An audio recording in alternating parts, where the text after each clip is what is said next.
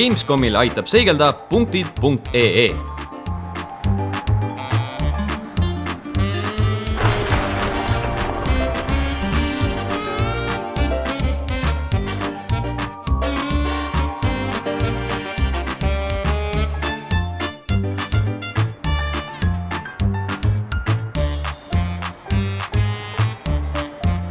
Kõlli messikeskuses on Gamescomi teine päev ning kohe hommikul oleme näinud mängu nimega Project Highrise ning räägime ka mänguarendajatega.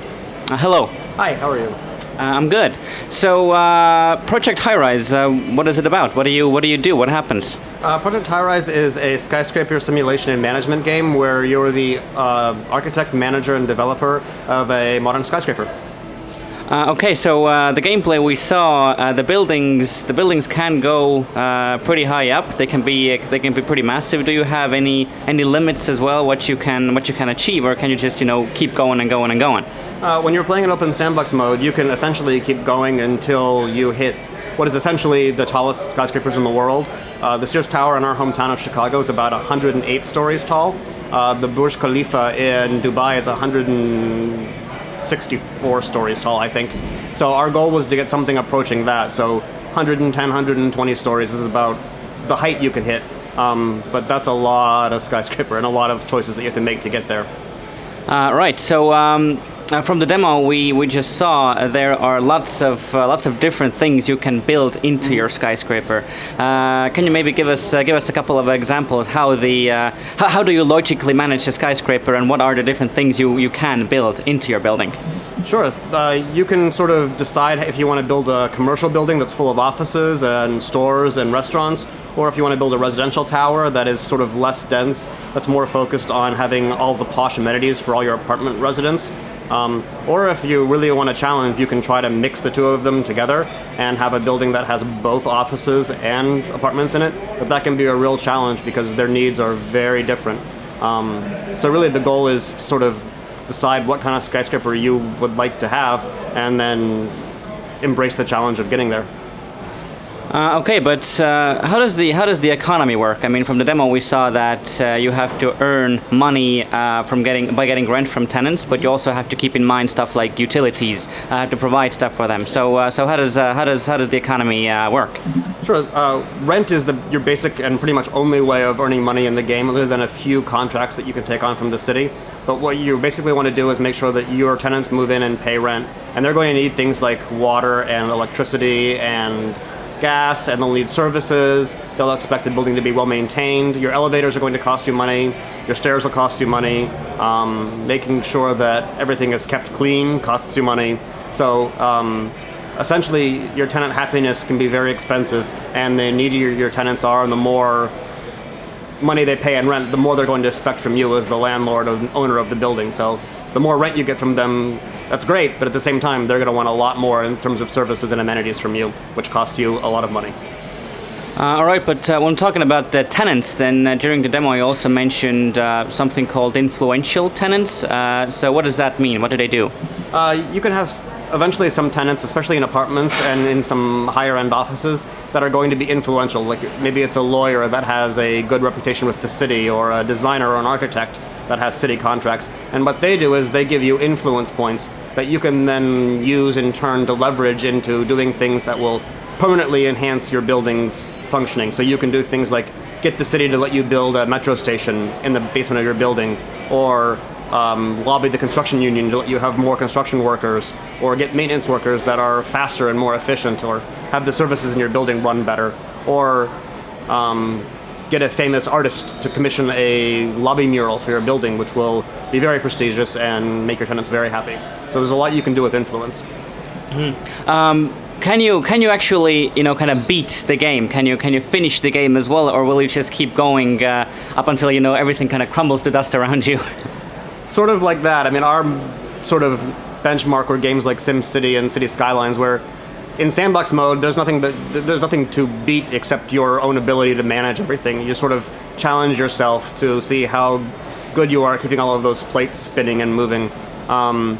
In scenario mode, there are 10 scenarios in the game, and those do have victory conditions. But also, like, once you hit that gold medal, it's not like the game's going to say, oh, you won, you're done. You can keep building your tower after that. The gold medal is just sort of your final benchmark of success that you've triumphed over that scenario. But if you want to keep building your building after you've achieved that gold medal, you can keep building until you feel you've met the challenge to your own satisfaction. Could you maybe give a couple of examples about the victory conditions as well?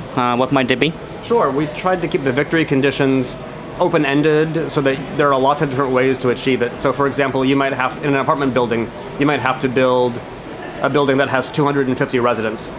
It doesn't matter how you get there, just as long as you have 250 residents. If you want to build a low-rise building that's basically a tenement slum, that's fine, you can do that as long as you have your 250 residents. If you want to build a high-end luxury residential tower, that's fine, you just have to get your 250 residents. Same with office workers or restaurants, it doesn't really matter how you achieve the goal. The goal is sort of open-ended enough that you can do it multiple ways.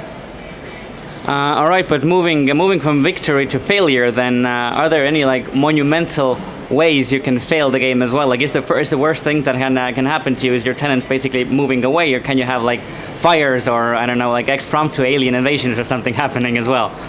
We had kicked around the idea of doing things like random events, but to me, when you have a game like that and all of a sudden something catches on fire and that's random, it seems arbitrary to me as a game designer. I like the idea that if you fail, if you mess up as a player, it should be all your fault. Like, as a game designer, I shouldn't have any impact on your failure. That should be all your own doing. So in the game, if you fail, which you can easily do, it's because you spent all your money or people started moving out. And if you have tenants that enhance your prestige when they move in, like a corporate headquarters, when they move out, it's much worse because they're going to go talk to all their corporate friends about don't move into that building, it's terrible. So you'll start to lose prestige, then you'll lose money, then you'll lose more prestige, then you'll lose more money. So you have to be very careful that you make sure that you're really focused on keeping your tenants happy because their happiness and their ability to pay rent really drives your success in the game. Will it be possible to maybe compete with your friends as well? Are you going to have leaderboards, stuff like this maybe in the game? We don't have leaderboards in the game. We do have achievements. There are a lot, 78 or 80 achievements. So if you want to compete with your friends about getting achievements, you can do that, but we don't have any kind of leaderboard or competitive mode. It didn't seem to make sense for the game when we were designing it, so that's the limit for those. Sure. Now, the game does seem to have a pretty kind of a distinctive art style, like almost influenced by maybe like 1950s, 60s America. Is that true? Is this the place where you got some influence as well? Yeah, I mean, we're from Chicago. We're from Chicago, and a lot of the high modern buildings, the glass and steel towers, those were born in our city. And that sort of high modernism by architects like Mies van der Rohe and Le Corbusier and some other modern architects was really a touchstone for us in designing the visual style of the game. We sort of had this idea that we wanted to take, like, what if Mad Men kept going into the future and sort of an alternate future based on the 1960s. So yeah, that kind of modern architecture was a huge influence to us in designing the game. All right, cool. And when and on which platforms can we expect to play Project Highrise? September 8th, 2016, and you'll be able to get it on Steam for PC and Mac. There may be some other platforms coming out, but definitely on Steam for Windows and Mac on September 8th. Cool, thank you very much.